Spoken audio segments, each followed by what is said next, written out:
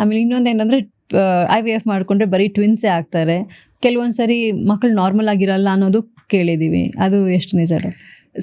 Twins ಅಂತ IVF ಅಲ್ಲಿ twins ಅಂತಂದರೆ ನಾವು usually how many embryos you transfer ಅನ್ನೋದ್ರ ಮೇಲೆ ಡಿಪೆಂಡ್ ಆಗುತ್ತೆ. ಅಂದರೆ ಎಷ್ಟು ಭ್ರೂಣಗಳು ಟ್ರಾನ್ಸ್ಫರ್ ಮಾಡ್ತೀವಿ ಅಂತ.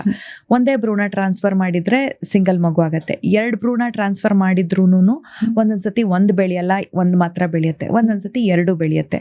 ಸೊ ಯೂಶಲಿ IVF ಅಲ್ಲಿ 2 ಭ್ರೂಣ ಟ್ರಾನ್ಸ್ಫರ್ ಮಾಡಲಿಕ್ಕೆ ಪ್ರಯತ್ನ ಮಾಡ್ತೀವಿ ಎಲ್ಲ ಡಾಕ್ಟ್ರು, ಬಿಕಾಸ್ ಒಂದು ಬೆಳೆದಿದ್ರು ಅಟ್ಲೀಸ್ಟ್ ಒಂದಾದರೂ ಬೆಳೆಯುತ್ತೆ ಅನ್ನೋ ಥರ. ಒಂದೊಂದ್ಸತಿ ಹ್ಯಾಪಿ ಫೀಲಿಂಗ್ 2 ಬೆಳೆಯುತ್ತೆ. So that's how they end up with twins ಅಷ್ಟೇನೆ.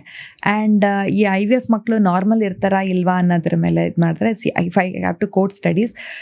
ನಾರ್ಮಲ್ ಪ್ರೆಗ್ನೆನ್ಸಿಲೂ ಲೈಕ್ 1% ಅಬಾರ್ಷನ್ ರೇಟ್ಸ್ ಇರುತ್ತೆ, 1% ಭ್ರೂಣಗಳು ಅಬ್ನಾರ್ಮಲ್ ಆಗೋ ಚಾನ್ಸಸ್ ಇರುತ್ತೆ. And it is the same thing in IVF also.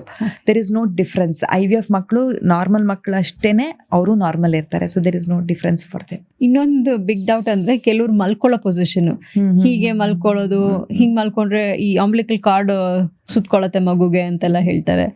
ಅದು ಕರೆಕ್ಟ್ ಪೊಸಿಷನ್ ಏನು ಮತ್ತು ಅದು ಏನು ಡಾಕ್ಟರ್, ಹೇಗೆ? ಪ್ರೆಗ್ನೆನ್ಸಿಯಲ್ಲಿ ಫಸ್ಟ್ ಟ್ರೈಮಸ್ಟ್ರಲ್ಲಿ ನಿಮ್ಗೆ ಯಾವ ಪೊಸಿಷನಲ್ಲಿ ಬೇಕಾದರೂ ಆ ಪೊಸಿಷನಲ್ಲಿ ಮಲ್ಕೋಬೋದು. ನಿಮಗೆ ರೈಟ್ ಸೈಡಾ, ಲೆಫ್ಟ್ ಸೈಡಾ, ಸ್ಟ್ರೇಟಾ ಮಲ್ಕೋಬೋದು. ಫೇಸ್ ಡೌನ್ ಮಲಗಬೇಡಿ ಅಂತ ಹೇಳ್ತೀವಿ first. Okay, it doesn't matter. ಈ ಸೆಕೆಂಡ್ ಟ್ರೈಮಸ್ಟ್ರ್ ಮೇಲೆ ಈಗ ಗರ್ಭ ಒಂದು ಹೊಕ್ಕಳ ತನಕ ಬರುತ್ತೆ. ಹೊಕ್ಕಳಿಗಿಂತ ಮೇಲ್ ಬಂತು ಅಂದರೆ ಅದು ಅಯೋಟ ಅಂತ ಒಂದು ದೊಡ್ಡ ವೆಸಲ್ನ ಪ್ರೆಸ್ ಮಾಡುತ್ತೆ ಅದು. ಸೊ ಅದಕ್ಕೋಸ್ಕರ ಸ್ಟ್ರೇಟ್ ಮಲಗಬೇಡಿ ಅಂತ ಹೇಳ್ತೀವಿ ಸೆಕೆಂಡ್ ಟ್ರೈಮಿಸ್ಟರ್. ಅಂದರೆ ಒಂದು 4, 5, 6 ತಿಂಗಳ ಮೇಲೆ, ಒಂದು 4 ತಿಂಗಳ ಮೇಲೆ ಸ್ಟ್ರೇಟ್ ಮಲಗಬೇಡಿ ಅಂತ ಹೇಳ್ತೀವಿ, ಬಿಕಾಸ್ ಅದು ಬ್ಲಡ್ ವೆಸಲ್ನ ಪ್ರೆಸ್ ಮಾಡುತ್ತೆ ಅಂತ. ಆಯಿತಾ? So preferably right or left ಮಲ್ಕೊಳ್ಳಿ ಹೇಳ್ತೀವಿ. Left better than right, because blood supply ಚೆನ್ನಾಗಾಗುತ್ತೆ ಅಂತ. But we have to think of what is practical ಅಂತ. ಯಾವಾಗಲೂ ಒಂದು ಮನುಷ್ಯ ಲೆಫ್ಟಲ್ಲೇ ಮಲ್ಗೋಕ್ಕಾಗತ್ತಾ? It's not practical. So right side, left side ಅವರು ಮಲ್ಕೊಳ್ಬೋದು. ಆ್ಯಂಡ್ ಪ್ರಿಫರಬ್ಲಿ ಲೆಫ್ಟ್ ಅಂತ ಹೇಳ್ತೇವೆ, that's it. But right side ಮಲಗಲೇಬಾರ್ದು ಅಂತ ಏನೂ ಇಲ್ಲ.